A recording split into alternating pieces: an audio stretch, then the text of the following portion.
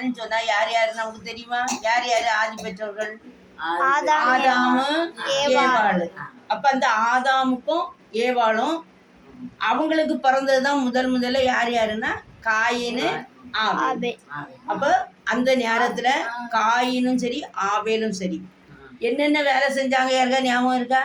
Coin என்ன வேலை செஞ்சாரு ஞாபகம் இருக்கா? காயின் வந்து காய்கறி வியாபாரமா? இல்ல ஆடு ஆடு ஆடு மேய்ப்பாங்க. ஆடு மேய்ப்பாங்க. காயினால ஆடு மேய்க்கும், ஒரு ஆள் காய்கறி வியாபாரம். காய்கறி அந்த காயின் என்ன வேலை செஞ்சிட்டு இருந்தாரு? ஆபேல் என்ன வேலை செஞ்சிட்டு இருந்தாரு? என்னமா சொல்றாங்க, முதலாவது அவங்க தானே பிறந்தாங்க. ஆமா, ரொம்ப எப்படி இந்த இதுவெல்லாம் உருவாகுச்சுன்னு கேக்குறேன். எது நம்ம சந்ததி எல்லாம் எப்படி உருவாகுது? அதுதான் இப்ப காயின் ஆபேலுன்னு பத்தி இந்த கதையை கொண்டு வருவோம். காயின் ஆதாமுக்கும் ஏவாளுக்கும், அந்த ஆதாம் ஏவாள் செஞ்ச பாவம் நமக்கு தெரியும். ஆனாலும் கடவுள் மன்னிச்சு ஆதாமும் ஏவாளையும் கேட்டு நீ இனி பழகி பெருகுன்னு சொல்லி அவங்கள சந்தோஷமா வாழ வச்சுட்டே இருக்க நேரத்துலதான் காயினும் ஆபேலும் பிறந்தாரு. அப்ப பிறந்தாங்க, பிறந்திருக்காங்க. அப்ப இவங்க 2 பேருமே தாய் தகப்பையும் கவனிச்சுட்டே இருக்க நேரத்துலதான் இந்த காயின்னு என்ன வேலை செஞ்சுட்டு இருந்தான்னு சொன்னா காய்கறி தோட்டம் போட்டுட்டு இருந்தான். அவன் தோட்ட வேலையெல்லாம் செஞ்சு காய்கறி தோட்டம் அது எல்லாம் அமைச்சு நிறைய காய்கறி வாங்கி வெட்டி எடுத்து வித்து காயின் தான் பெரியவன். ஆபேல் செல்லவே காயின் செல்லவன் பெரிய பையன், ஆபேல் செல்லவன் சின்ன பையன். எல்லாரையும் எடுத்துக்கலாம். ஆபேல் செல்லவன் சின்ன பையன். ஆனா இந்த 2 பிள்ளைகளுமே பக்தியா தான் இருந்தாங்க. கடவுளுக்கு முன்னாடி கடவுளுக்கு பிடித்தமான பிள்ளைகளா தான் வாழ்ந்துட்டு இருந்தாங்க. அப்ப ஆபேல் தான் ஆடு மாடு அது இதெல்லாம் வச்சுட்டு. இப்போ ஒரு நாள் கடவுள் கேட்காரு, எனக்கு ஏதாவது காணிக்கை கொண்டு கோயில்ல காணிக்கை எல்லாரும் கொண்டு கொடுப்பாங்கல்ல, அது போல கொண்டு வாங்கன்னா காயின் என்ன பண்ணிட்டாருன்னா அழுகுன காய்கறி அவருக்கு வேண்டாதது பிடிக்காததுன்னு கடவுள்கிட்ட கொண்டு கொடுப்பான். ஆனா ஆபேலு தனக்கு வளர்ந்து கொளுத்த ஆடுகளை பார்த்து கடவுளுக்கு காணிக்கையை கொண்டு கொடுப்பான். உடனே கடவுள் என்ன சொன்னாருன்னா, இப்பவும் கடவுள் அப்படி நம்மகிட்ட பேசிட்டு தான் இருக்காரு. நம்ம அதை லிசன் பண்ணது கிடையாது. நம்முடைய எண்ணங்கள் எல்லாம் அங்கங்க போயிட்டு. அப்போ உடனே கடவுள் கூப்பிட்டு இதுல யாரு நல்ல காணிக்கை எனக்கு செலுத்தினாங்கன்னு சொன்னா ஆபேல் தான் எனக்கு நல்ல காணிக்கை செலுத்தினாங்க. காயின் நீ எனக்கு இப்படி கொடுத்துருக்கிறீ அப்படிதான் சொல்லணும். குறைவா அவர் பேசல. ஆனா காயின் ஆபேல் நல்ல காணிக்கை கொடுத்தான் அப்படின்னு சொன்ன உடனே அவனுக்கு அன்னைக்கு பிடிச்ச அந்த பொறாம ஆதியில அந்த ஆதாம் ஏவாளுக்குள்ள நடந்தது தானே. அந்த ஏவாள் என்ன ஆசைப்பட்டா? ஏவாள் என்ன ஆசைப்பட்டா? நம்மகிட்ட அங்க கடவுள்கிட்ட கடவுளை போல ஆகணும்னு உள்ள ஆசை வந்துட்டுல. அதே அந்த ஆசை சொல்லுது.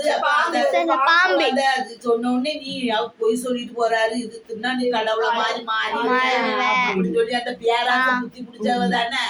அதே போலதான் இங்கேயும் அந்த அண்ணன் தம்பிகளுக்குள்ள பாருங்க, ஒரே குடும்பத்துல ஒரே ரத்தம். இல்ல சிஸ்டர், இதுதான் சிஸ்டர் காலங்காலமா வந்துருக்கு, இன்னைக்கும் வந்துருக்கு.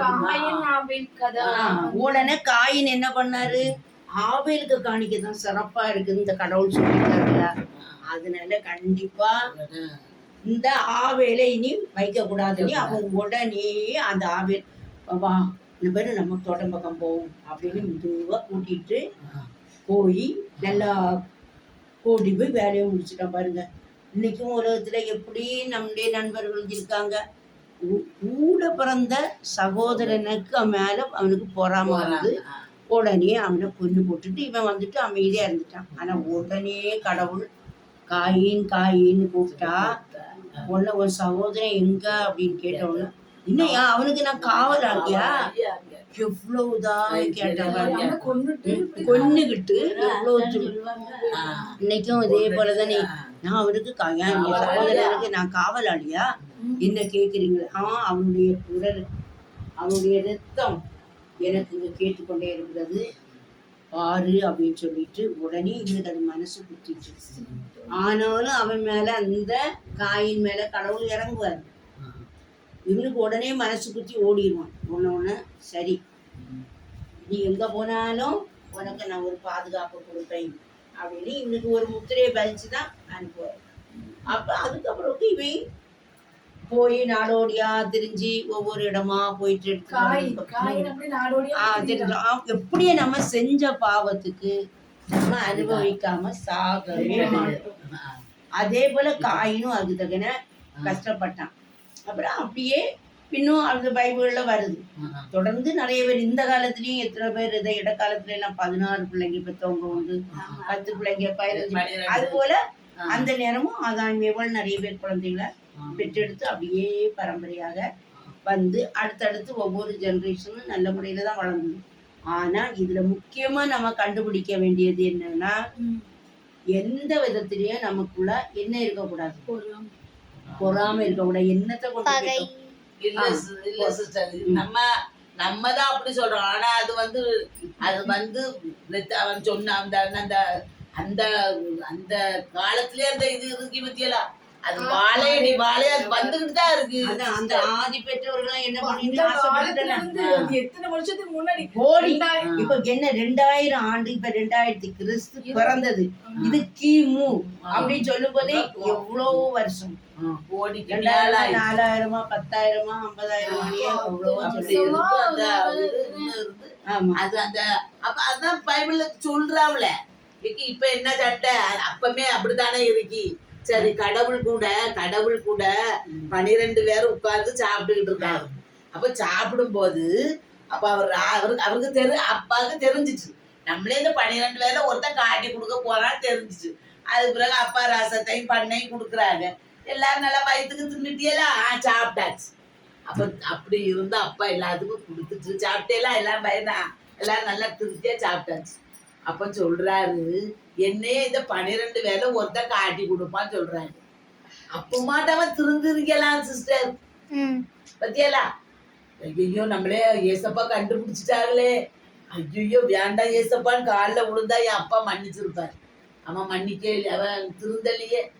நானா கிட்டத்துல உட்கார்ந்துக்கிட்டே நானான்னு கேக்குறாரு. காட்டி கொடுத்த உடனே மடி காட்டி கொடுத்துட்டு செத்துட்டான். சாகாம கூட இருந்திருக்கலாம். என்ன இவனும் கூட பேதுரு மறுதளிச்சாங்க, தெரியாது, அப்படியே மன்னிச்சு.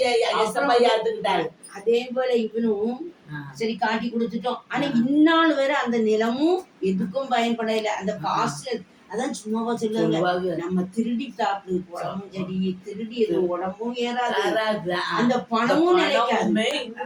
இன்னுமே அந்த பணம் எதுக்கும் பயன் இல்லாம அந்த நிலம், அந்த ஒரு நிலம் 40 காசு, எத்தனை வெள்ளிக்காசு, 30 வெள்ளிக்காசு,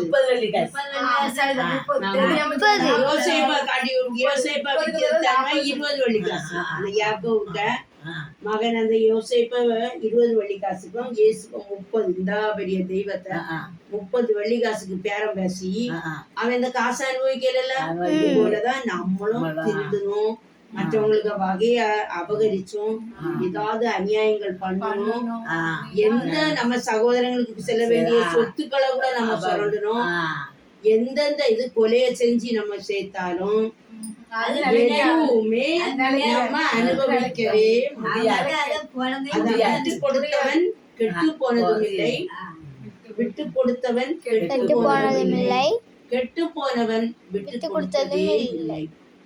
அதனால நம்ம வாழ்க்கையில நம்ம எந்த சொத்துக்கோ எந்த பணத்துக்கோ எங்க வீட்டுல வந்துருங்க சிஸ்டர், எங்க அம்மாக்கு எங்க அம்மாக்காரன் சொல்றான், இது நான் பாக்குறேன் இல்ல அப்படி எங்க ஆத்தா சொல்றேன், இல்ல நான் அவள்கிட்ட இருந்துக்கிறேன் பாக்குறேன். சரி பாக்குறேன், நீ சரி பார்த்ததுக்காக இன்னொரு வீடு இதே மாதிரி ஒரு சின்ன வீடு உள்ள ஒரு வீடு கிடக்கு.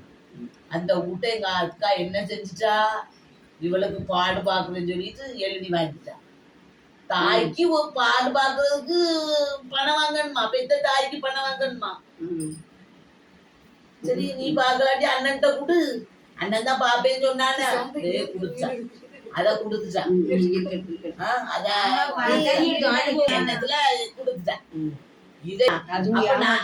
அப்ப நான் என்ன சொல்றேன், சரி அவங்களே ஒரு மூலையில தந்தாங்கன்னு